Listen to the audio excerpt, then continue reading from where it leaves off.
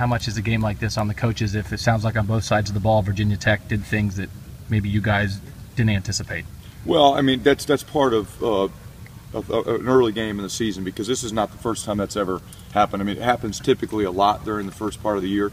It's really comes down to how far of a departure do they go from what you've already seen on film. If it's a drastic departure, like, you know, it sounds like they might have been defensively, that makes it a little bit more of a challenge. If it's just little wrinkles here and there and you've got to adjust throughout the course of the game, then it's not that big of a challenge. But when they go completely away from what they may have done or ever shown, and you haven't necessarily seen that from another team in a long time, it makes it more of a challenge on game day.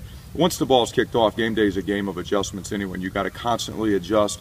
For us defensively, what formations, what plays, motions, things like that we're seeing that we got to constantly adjust to.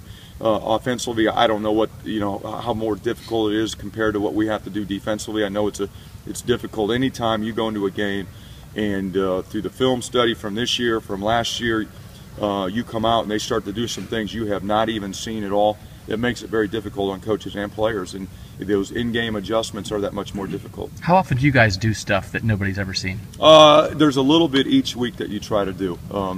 Most of it's in situational stuff, but there are new wrinkles every week that both offense and defenses put in. But as you go through the course of the season, you really start to get a feel for what they're going to do from week to week.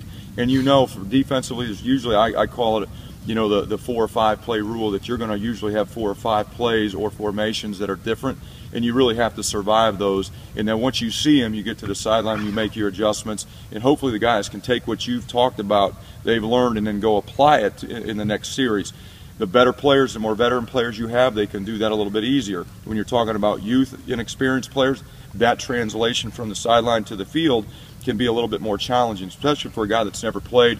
If it's a certain defensive front that an offensive lineman has never ever seen in his career because he's a first-time starter, that is a little bit bigger of a challenge. It's no different on defense. You see a formation or a play that a freshman that's never played before has never ever seen in his past, there's no recall that he can go back to and say, oh yeah, that was like so-and-so team last year. You know, we got it, coach, we're good.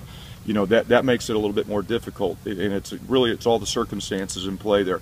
What are you seeing? What can your kids handle? What type of adjustments do you have to make? And can they go out and apply it? Coach, thank you.